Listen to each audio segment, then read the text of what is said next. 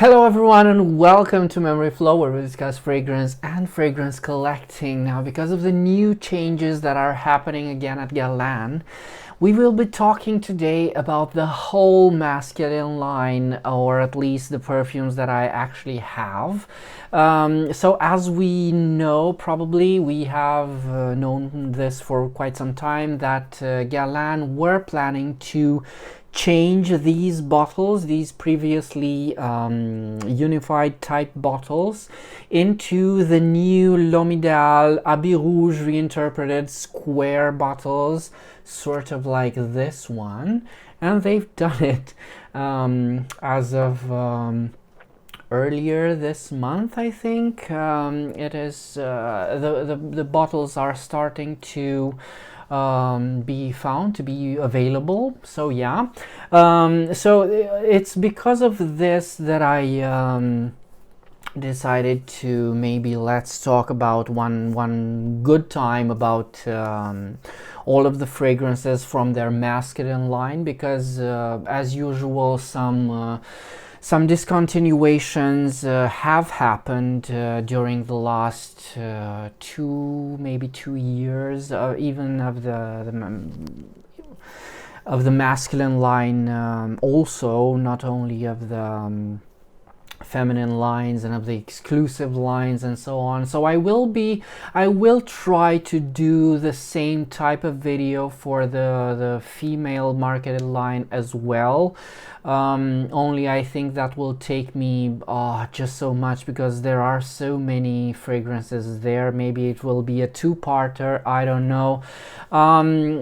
What can I say about the new bottles? I think they look great. I think they are, because I love whatever else I can say about the L'Homme Idéal fragrances. The bottles do look nice. They have good build quality. They are better built than the Listerine bottles. These are the Listerine bottles. It's fine. It's still they are both interpretations of older Abbé Rouge bottles, so it's okay. It's still in kind of in tone with the main idea of the house.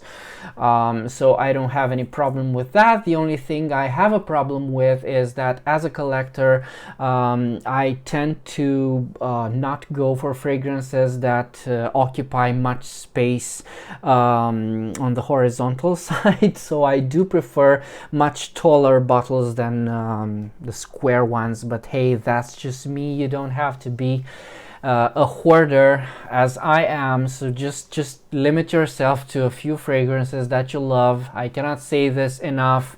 You don't need them all. That I'm serious. Don't get them all. There's no need for that. Just because you see some nut job on the internet having all of the bottles, you don't need them.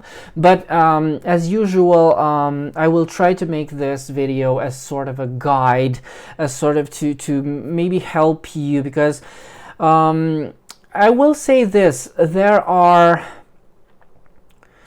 are not so many fragrances in the male marketed line at Guerlain's as opposed to other houses. However, this can still be confusing for most people, because they have indeed quite a lot of flankers and quite a lot of different launches and different special editions and so on and so forth. And this is why I think this type of video may come as helpful for some of you. But in either case, I will do this in chronological order, starting with their the oldest launched fragrance and finishing with their latest launch, which was quite some time ago. So of course, when it comes to masculines at Guerlain, you kind of have to start with Mouchoir de Monsieur. Mouchoir de Monsieur, which is just the best. I don't think this fragrance was ever considered as part of their male line, because it's so different and so removed from anything you would smell in their current portfolio. And it's just, oh, by the way, this also has been discontinued a while back, so but I do have a review of it, so if you want to find out more about this one, just go for that review, because it's very in-depth and it talks about all of the good stuff. So Mouchoir de Monsieur was launched in 1904. It's a Belle Epoque scent. It's just so good. It's one of the best Belle Epoque scents that we could actually get to smell, because there were so many fragrances from the Belle Epoque that are just lost. They are lost to us now. This has many things in common with Jiki. They are indeed sister fragrances, siblings. Sibling fragrances. Jiki is from 1889. This was launched as a pair of fragrances together with Voile de Madame for a wedding of two of Jacques Guerlain's friends. So Mouchoir de Monsieur for the groom and Voile de Madame for the bride, which is so good. I wish I could smell Voile de Madame somewhere, but that's so rare. I mean, you can't find that. So why do I love this one? Because this is, as I said, this is so removed from not just from the other fragrances that you can buy or smell now at Guerlain. This is so removed from anything you might even smell today on the market. This is so unique. It's definitely on the older side of things, definitely, but I love it because it's powdery. There's a lot of civet in this. It's very luxurious. It's very daring, even for that time, and even for I'm not sure about my previous statement. I'm not sure if it was daring for that time, because it really was it was the fashion to create fragrances in that way. So I'm not sure, but for today's standards, definitely this is a very daring smell, because it's very animalic. It's a bit on the dirty side. But what I truly love about this fragrance is that it's kind of the meeting point between Jiki and L'Heure Bleue. And it's just great in a male marketed scent. It's just, can't find this. You cannot find this. This is unique now. I have, fortunately for me, I have 2 bottles. I am very happy. This will last me for a long time. This is a bit older. It's a 2001 bottle. This is earlier. This is 2018. There are some differences between them. If you can find the older one, go for it, but don't pay an astronomical price for the older one versus the newer one. Don't do that, because although they are different, they do dry down to the same fragrance there, so there is no point. I will never promote this type of behavior. I mean, if hunting for vintages is your hobby, then go for it, but I don't see any point in doing this, because ultimately, reformulated or not, it's the same fragrance. It's the same idea. When things stand differently, I will make sure to mention this, because it's not universally true for all of the fragrances and all of the reformulations. That's for sure. Okay, so another fragrance, now we're in the 60s, another fragrance that was very important for the House of Guerlain was, of course, Vétiver. This was launched in the 60s, but not in this bottle. This is a bottle of its relaunch from the 2000s. This bottle is one of the most beautiful bottles that Guerlain ever produced, and this is one of Robert Granai's designs. Every layer is meant to symbolize the different stages in a man's life. I do have another bottle. This one is a bottle, I guess, I don't remember from what year this is, but it's probably late 2000s. This was then moved into this type of bottle. I have here Vétiver Extreme, which is a flanker from 2007, which was launched in this type of bottle and then moved into the Listerine bottles. I will forever call these the Listerine bottles. I think I heard this from Eugene Nias, and I will I think it's appropriate because I don't have a problem with this type of bottle design, but they look so similar to the Listerine bottles, so yeah. So Vétiver, I need to spray this. This is gorgeous. This came to be as a project for Latin America. Guerlain needed a masculine scent for Latin America, and because it wasn't a very important project, Jacques Guerlain gave it to Jean-Paul Guerlain, his grandson, yeah, this is Jean-Paul took it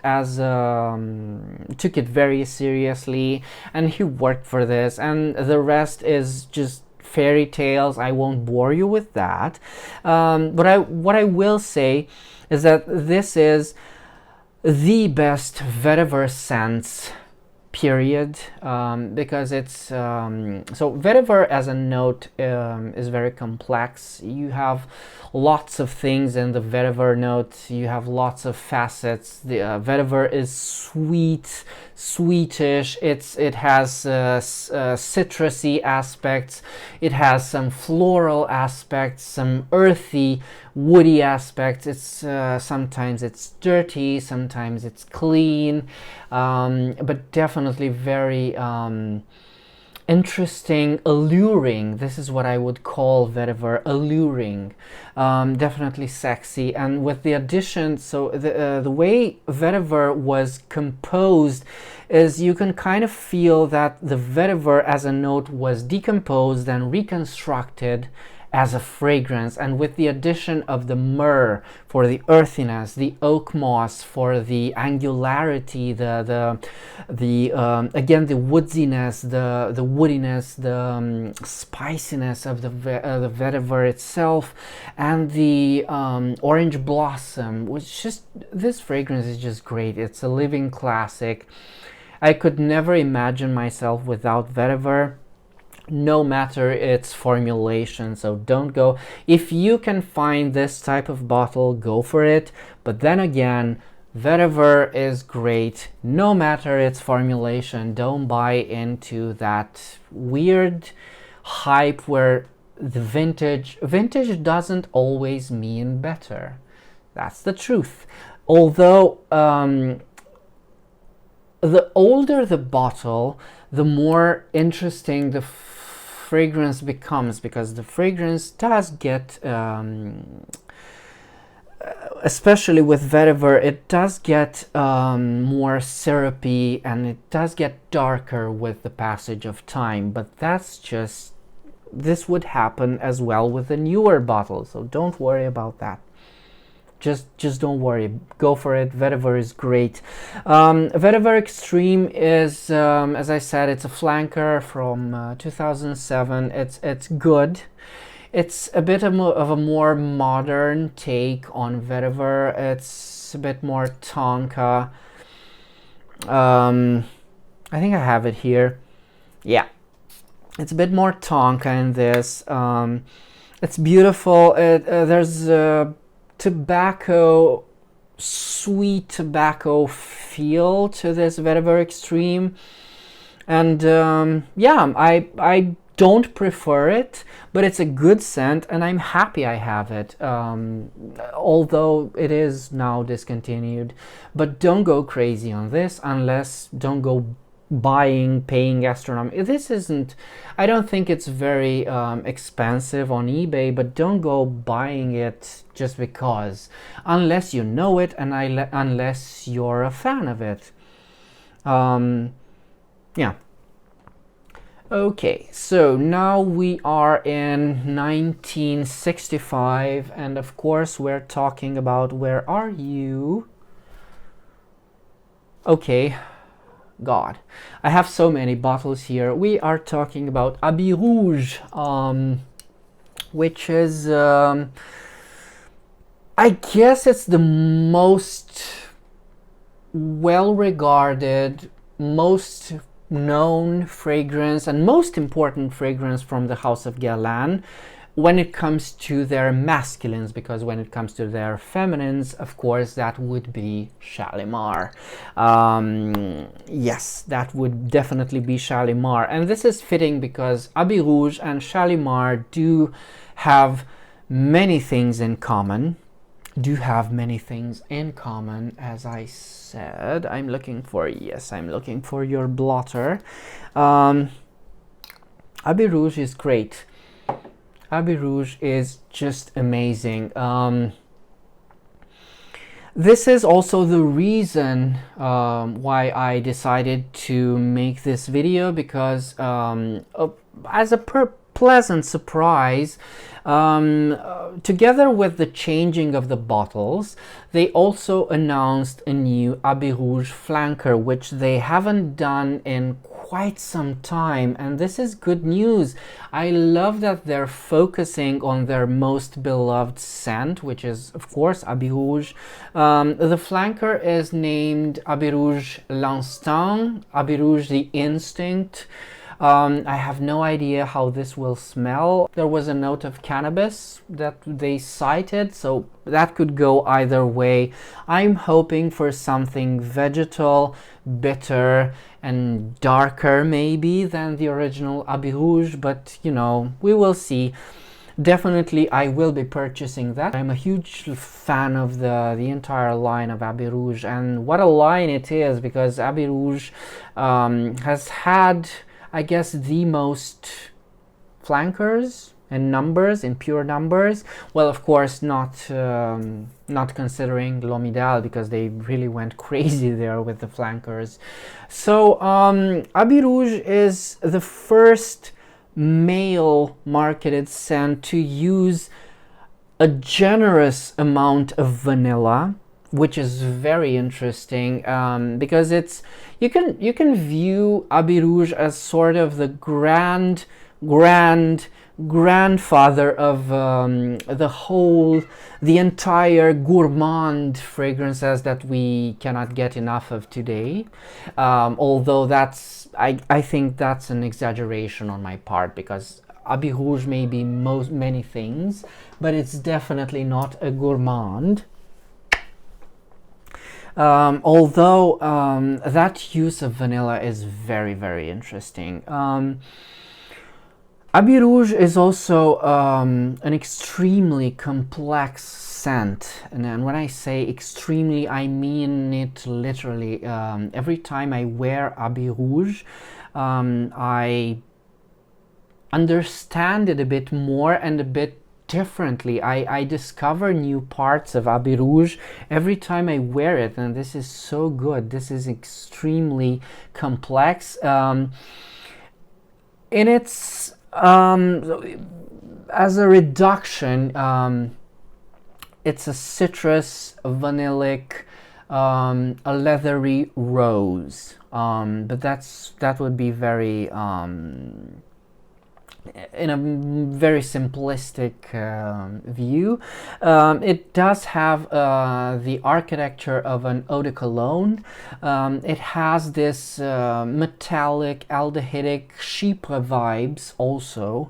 As I said, it's very complex. It has it all. Habit Rouge really has it all. And when they relaunched it in 2003 in the bottles that were similar to this. Yes, and these type of bottles with the different caps, I hope I'm right. They did also invent an eau de parfum for Habit Rouge. This is the eau de toilette. Habit Rouge always existed in an eau de toilette version, but in 2003 they also created an eau de parfum, which is so good because I think I need both. They are so good that I need both because they are so different and they serve different purposes. The eau de parfum is something I would wear, especially in the colder season, and it is just gorgeous in the colder season. That rose is to die for. It's just so, it just blooms in the colder season, and the EDT is something I would wear, and I wear in the summertime. It's just so fresh. Habit Rouge is very versatile. This is a scent that I can wear when I want to feel extremely elegant or extremely casual and relaxed. I just love Habit Rouge. Yeah, but I do prefer, this is just my general opinion, I do prefer the EDT to the EDP. I think the EDP is a bit harder to wear, just for me. This has a lot of flankers, as I said. If you can get your hands on this one, Habit Rouge Sport, I don't know when this was launched, but this is a maybe 2014 bottle. I'm not sure because you don't know. We don't know. But this is how you do a sport flanker. And I'm winking at you, Homme Sport. No, that's not how you do a sport flanker. There's also Habit Rouge dress code, which is, this could easily be considered a flanker of Shalimar. This is a lot richer. It's more on the vanillic, benzoin, more resinous, deeper, syrupy. This is an Habit Rouge that's just so much deeper than the original. It's also harder for me, more difficult for me to pull off because it's a bit more cloying. This has amazing staying power. You can't get rid of it. Once you wear it, once you apply it, you can't get rid of it, but it's also a bit cloying to me, so yeah. But it is indeed gorgeous. And this one, which is my favorite of the flankers, it is Habit Rouge Law. Sadly, all of these flankers are now discontinued. I think you can still find this one. This is an Habit Rouge with a more aquatic facet to it. A more aquatic, and it has this nutty vibe to it. It has this hazelnut, which is so good, and it does remind me of there's something in it that reminds me of Acqua Allegoria Teazzurra. So fans of that should really try this one, Habit Rouge Law. Also Habit Rouge in terms of gender bending, Habit Rouge, I think, as well as Vétiver and as well as everything, could easily be worn, could be pulled off by a woman. And this is very interesting actually to smell on a woman because, as I said, this has a lot of things in common with Shalimar. So yeah, the next one. So the next one would be Derby, actually, but not this bottle because this is a reinterpretation of the old Derby, which was launched in 1985. This one was a relaunch for the Le Parisien line, which I plan to talk about, so I won't insist on it here. But Derby, man, this is a fragrance I love. This is unfortunately discontinued now in every shape or form of this fragrance, which is, this is a shame. Derby is, I think it's one of my favorites. It's definitely one of my favorites of the Parisians line. It's the best. It's a leather chypre that only Guerlain know how to make. And it's sort of the Guerlain response to the kind of the zeitgeist of the period, because the spirit of the period, because we're talking about late 70s and the 80s, when all of the masculines were taking the Antaeus, Dior Jules, or the leather chypres, the Kouros, YSL Jazz, Givenchy Gentleman, you know the stuff. And I think this is the best of them all. Yeah, it's just so amazing. Derby is just so good. If you can find, and I'm not joking here, if you can find Derby in any formulation, go for it. Of course, if you know it. If you know it, don't buy into the hype usually, but Derby is really that, it's that amazing. So yeah, more on Derby when we will talk about the Parisians line. Now the next one will be Héritage in 1992. This is the, I guess it's the last major release of Jean-Paul Guerlain. And definitely my favorite, my absolute favorite from the entire masculine line. You know this, I've said this already. This was launched immediately after Samsara, and you can tell that they are kind of related when you smell the sandalwood in Héritage, because it's the same creamy, luscious sandalwood that you get in Samsara. This is a reference scent when it comes to the House of Guerlain, because it has this, encompasses all of their major releases. When you smell Héritage, you can smell so many references, old and new, from the House of Guerlain. And just to name a few, there's Jicky in this, there's Abbé Rouge, because of that citrusy barbershoppy, almost vegetal aspect that Héritage has. Then there's of course the leather. Then there's the patchouli that you can get in the future in L'Instant de Guerlain. There's the amber that kind of reminds you of Shalimar, of course. There's, I think I said this, there's the lavender from Jicky in this, yeah, it's just, it's the best, in my opinion. This is the absolute best.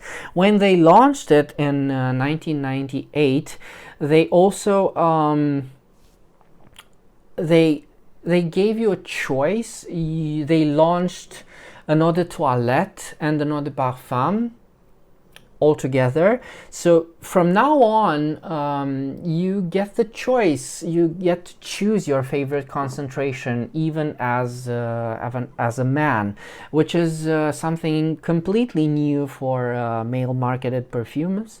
And it's something you can't imagine a fragrance being launched today without being able to choose between an eau de parfum and an eau de toilette, which is something very interesting. I do prefer the EDP though. I do prefer the EDP. The EDT is great, but I prefer the EDP. It's just woodier, it's darker.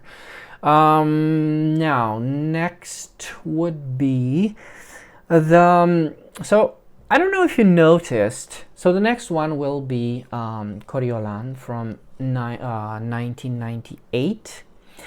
And I don't know if you noticed, but we had 3 fragrances, which were Derby, Héritage, and now Coriolan, which had which are kind of the same genre, maybe, which is leather chypres, mostly, because Héritage is sort of a leather chypre, but it's kind of more than that. It's also an amber. But this is because, and I read this somewhere, and I'm not sure about the, how true this is, because, the stuff we read on the internet, this is not an official source by any means. But I've read somewhere about the project that Jean-Paul Guerlain had, which was named Centurion. And this project came to be, so there was Centurion 1, which came to be as Derby in 1985. Then there was Centurion 2, which kind of got changed into Héritage, and Héritage kind of did its own thing, which is very interesting. So he was working on a leather chypre, the ultimate leather chypre, and this culminated in finally Centurion 2 being renamed into Coriolan, which is this fragrance, which is, I guess, in his opinion, in Jean-Paul Guerlain's opinion, the ultimate leather chypre, which is very interesting. This was launched kind of late in 1998. When I say late, it's because it was indeed against the grain at that time, because people weren't expecting a leather chypre then. It was very late for a leather chypre when it comes to fashion trends, because people were expecting maybe an aquatic or something to that matter. But anyway, even though it flopped, because this was discontinued very quickly discontinued, but I do love it. It has, as much as it's very similar to other leather chypres, I find that it has something very unique and very Guerlain. Of course, I do love that special human element, which is a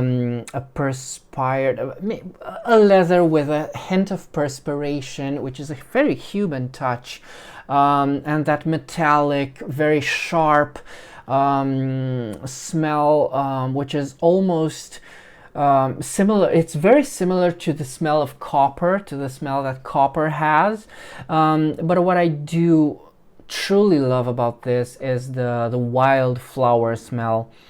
This is just unique, and and I finally was able to isolate this wildflower smell with the help of their latest Aqua Allegoria, which is, well, not the latest, but one of the latest, which was Flora Salvagia, because it has the same wildflower, violet, delicate, very faint flowery smell. It's just gorgeous. It's just gorgeous. And I do love Flora Salvagia as well, on a different note, and I did buy it. Okay, so the next one is L'Instant de Guerlain, and in this bottle right here. Again, this is one of their most beautiful bottles. It's definitely my favorite bottle from Guerlain, with this Art Deco inspiration here, with the straight lines, and it's just I'm sure L'Instant de Guerlain Eau Extrême, which had these black rims. These rims used to be black. That bottle was even more good looking than this one. But either way, an entirely new and gorgeous scent from Guerlain. This was the fragrance that kind of familiarized. This is how I got to know Guerlain, through this fragrance, through L'Instant de Guerlain. This was launched in 2004 by the deeply regretted perfumer Béatrice Piquet, And this is it's one of my favorites, if not my absolute favorite of all time, Guerlains of all time. It's one of the best patchoulis that there are out there. It has this beautiful gourmand cacao, beautiful notes of resinous elemi. I've always said that it has this beeswax aspect to it, which I just love. It's very soothing. It has a tea note.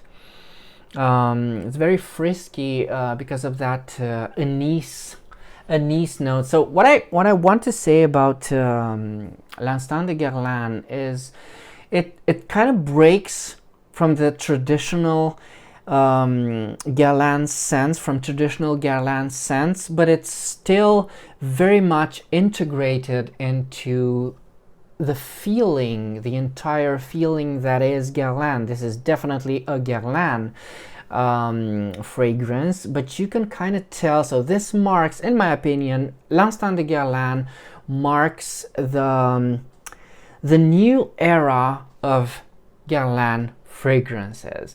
So you can talk about fragrances that are before L'Instant de Guerlain and the fragrances that are after L'Instant de Guerlain, which is they are very different indeed, although they are interconnected, as all Guerlain fragrances actually are.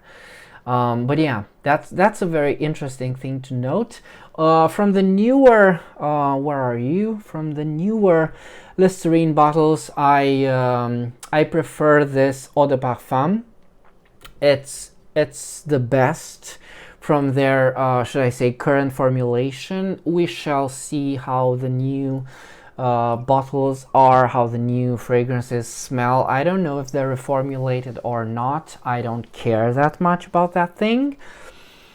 But I am curious about how they smell and what they decide to keep and what they decide to discontinue. As of today, they are available, as far as I know, both the EDT and the EDP, so we shall see. Now, what follows is... this is a very underrated line from Guerlain, and I'm talking about Guerlain Homme. We're almost at the end now, bear with me, not a lot of fragrances to go. So we are in 2008 when Thierry Vasset and Sylvain Delacour worked on and launched Guerlain Homme. Guerlain Homme.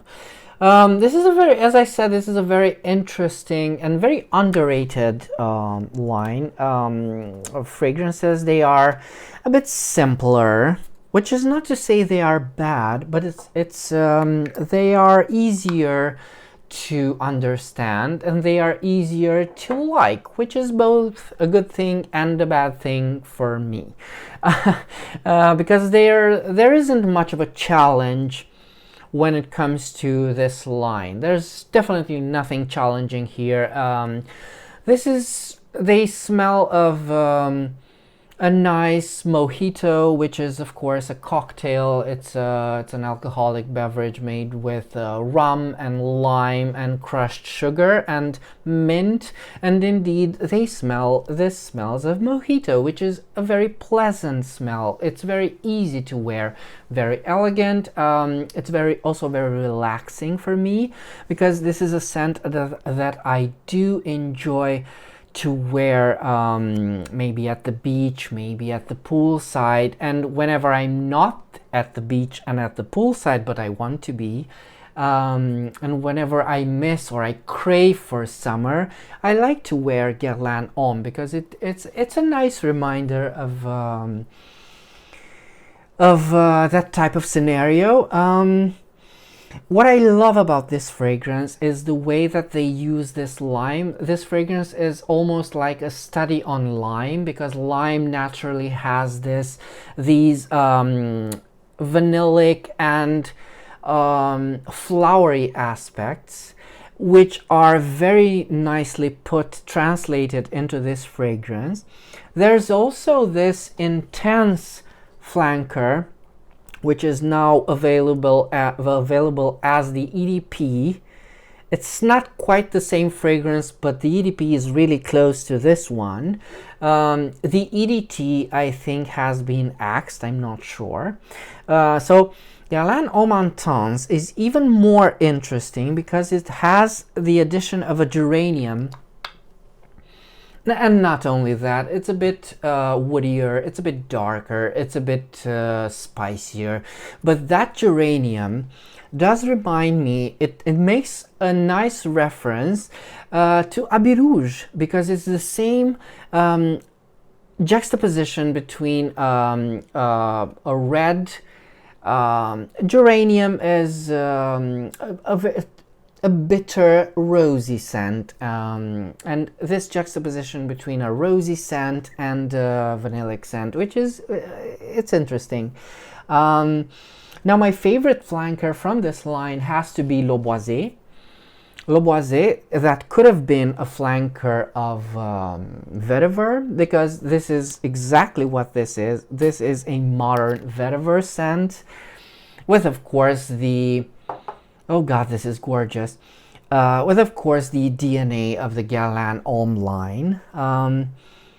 But this is beautiful. It's a modern Vétiver. It's something that's been made by Guerlain, and they're very much in their style. So yeah, I love it. Now in 2014, this is when we get to the L'Homme Idéal line. This isn't something I was ever interested in, therefore I do not own it, so I won't linger too much here. I do have this this sample right here. Unfortunately, this is empty. This just shows how much I care about L'Homme Idéal. I can kind of smell it here. I know how this smells, though. The EDT is the least interesting for me. It's a nice scent, L'Homme Idéal.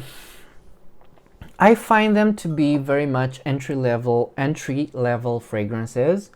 That is to say, they are very well crafted fragrances that do smell nice and which can serve the purpose of attracting new clients. So if you are a person that is maybe not that interested, not that well versed in fragrances, you just want something that smells nice, and you happen to love L'Homme Idéal, you happen to appreciate it, then maybe you will be interested in getting to know more of the fragrances from the house of Guerlain, and maybe you will get to know L'Instant de Guerlain, then you will get to know Héritage, and then Habit Rouge, depending on how interested and how courageous you are and how dedicated you are. But in any way, they are good fragrances. What I don't like about this line is, of course, the multitude of flankers, which I don't think they serve. I think they confuse clients more than they help them get to know a fragrance. What I will say is that sometimes the flankers are much more interesting than the original scent, which is this EDT. I do like the EDP more, which is, of course, the EDP is a bit even more is even more leathery. There's even more tobacco. The tonka is just nicer in that. I absolutely hated the extreme version. It's sweet and uninspired and flat, and yeah, that's just me. If you happen to like it, more power to you. I'm not judging. But what I do want to say about this one, this line, is that I do own two flankers from the L'Homme Idéal line, and I find them to be very very well done, and I did like them enough to buy them, and they are L'Homme Idéal Cologne, which has nothing to do with the original. This is a well, not to say classic, because it's a beautiful grapefruit, a bitter grapefruit, zesty, citrusy smell, and it is an eau de cologne with a flowery aspect in the way that Guerlain knows how to make eau de colognes. And I think this is actually an eau de toilette. This is of course discontinued, because why not? Nothing to write home about with eau de cologne from L'Homme Idéal, but I did like it, and I found it a lot more interesting than most of the flankers from L'Homme Idéal line, and also this one, which is now we are in the territory of fragrances that I actually love, and this is L'Homme Idéal L'Intense. L'Homme Idéal L'Intense is beautiful. This is gorgeous, and I'm not. Yes, there you are. L'Homme Idéal is something that I came to love. It's not something that interested me from the first time I smelled it. I think this was launched in 2018, maybe. Yeah, it was launched in 2018, and I love this because it's completely different. It does manage somehow to keep the L'Homme Idéal DNA, but it's also extremely different from the line, because it's darker, it's smokier. If Thierry Vasser had launched this as L'Homme Idéal, I would have loved this line, but alas, no. We're talking about a patchouli that's just so good. It's the Guerlain patchouli, which I love. There's something resinous and lavendery, which reminds me of Jiki as well, which is very interesting. Imagine this has references.